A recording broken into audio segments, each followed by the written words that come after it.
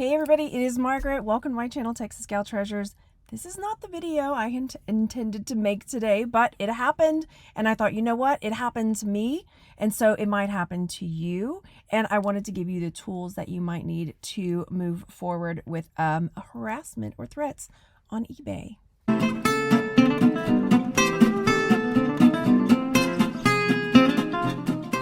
If you're new here, welcome. My name is Margaret. I'm a full-time reseller and I have a problem today. So I sell a lot of different items, and one of the things that, as you may know if you've watched me for a little bit, is that I got this huge lot of buttons, pin back buttons that I am selling. I parted them out. And I started getting these messages today from another eBay seller. And this person was demanding, not asking, not telling, not requesting, demanding that I go into my button listings and put that they are reproductions. Now, I don't mind getting feedback if I have some errors in my listing. It happens all the time. You know, I have a presence, you know, it's not a boastful thing. It is what it is. And so I do have people frequently looking at my listings and pointing things out to me, which I appreciate, honestly. If I misspelled something or I have a picture weird, I don't even care, but I appreciate it because it's extra eyes. That does me a favor. But this person went into my listings and started commenting, like sending me message after message after message on all of these different buttons saying, you are committing fraud. You have to change this listing. You have to put that this is a reproduction. You have to. Now, I have everything. Like, I take the pictures of the buttons. I list what it says on the buttons. I mean, XYZ, right? I never say this is an original, la, la, la, la. Like, if I don't know, I'm not going to say it's original. Of course not. And anyway, that's beside the point, because it could be a button. It could be anything. I've had stuff like this happen in the past. And so I thought, you know what? My initial knee-jerk reaction was to block the person. And I'm glad I didn't. And here's why. Because they ended up sending me another message saying, if you don't do this, I am going to go in, I'm going to buy all of your buttons, and then when I get them, I'm going to return each one of them, not as a bulk, but multiple returns.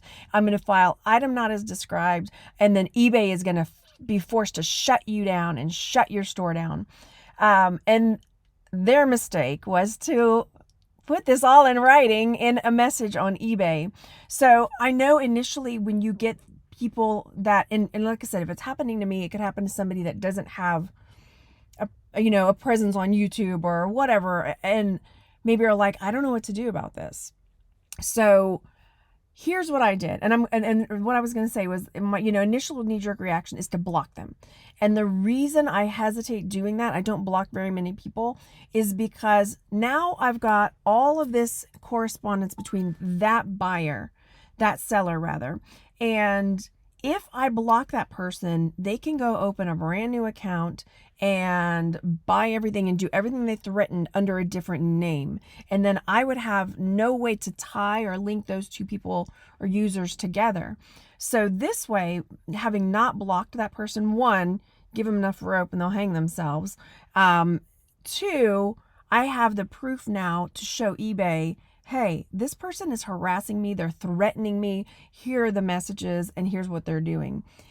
The thing is if the person had come to me as a fellow reseller, a fellow seller, and just said, politely, hey, you might think about doing this. No, nobody wants anybody to go to them and tell them, you must do this. You have to do this, like in your face. Like, this is not why we do this, right? So nobody is going to respond well. Automatically, it makes me want to just give them the bird, read between the lines and not do it, just out of spite, Whereas if they had approached this entirely differently, then I would have been more inclined to be like, you know what, let me look at that. Let me see if that's got some validity. Of course, I will still look and see if there's validity in that, because I'm not trying to sell people. Anyway, that's beside the point, because it could have to do with this. It could be another person, because I looked at their shop. What do they sell? Buttons, right? So it's somebody that views me as a competitor.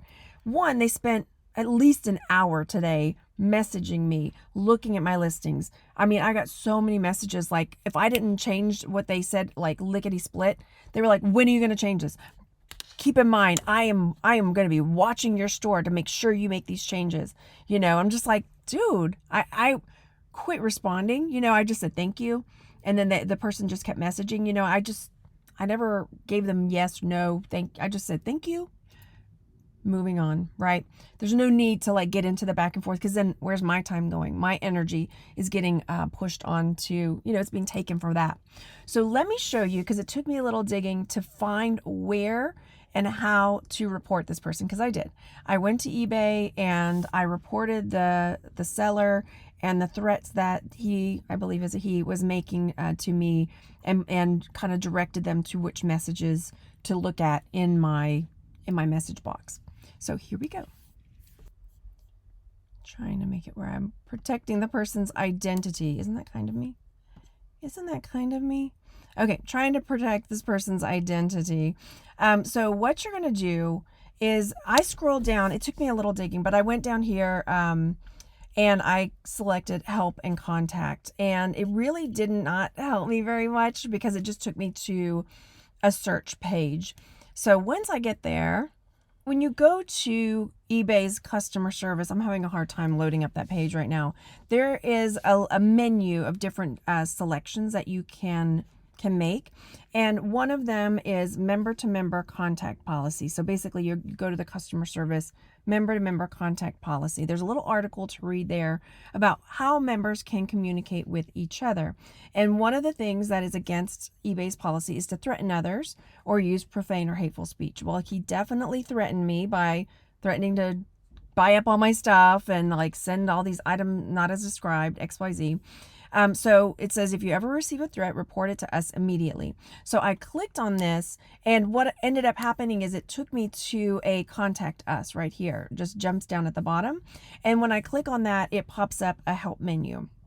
And then at this point, whenever it loads, it will give you a way to create a message to eBay support.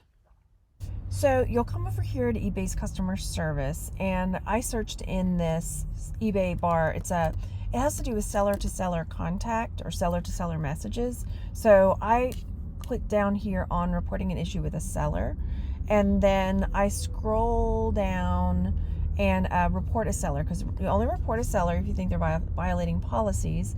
And right here it says they send threatening messages. So this person is sending me threatening messages. So I click report a seller. Then it'll walk you through a multiple choice, basically. And so the seller has violated one of eBay's policies. And then you'll continue on.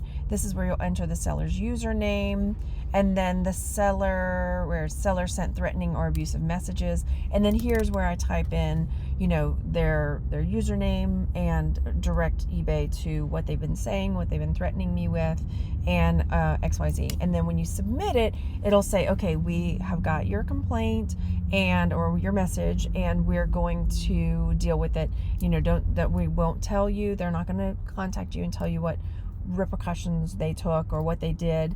It might be something that they just file away, right? They might send them a warning or let them know. I don't know. But they say, don't keep messaging, because then it'll just bog the system down. But I'm sure, they'll have a system in place for if that seller is getting multiple people reporting them. So if you have this happen, then definitely take the steps to do this.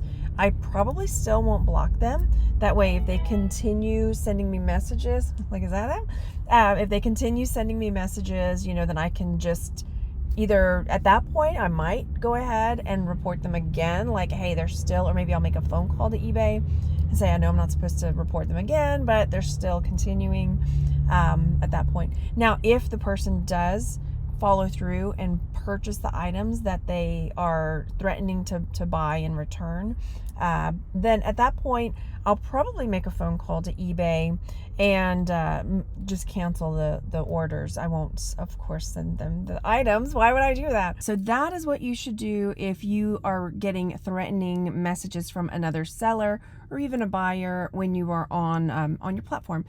So yeah, like I said, I know initial knee-jerk reaction is to block the person, but if you give them enough space, then they will give you enough information to take to eBay to let them know that, hey, we've got a problem here. This individual is threatening my shop, because if they're doing it to you, chances are they're doing it to somebody else. And if you don't take that opportunity to report them, then likely they will just continue that bad behavior on the platform and harass multiple sellers. And we don't want that. We want it to be a happy, fun place to sell and make money. All right. I hope you guys found this video helpful. If you've had any experiences like this, or if you have any other insight or input, please leave a comment down below, and I'll see you on the next one. Bye, everybody.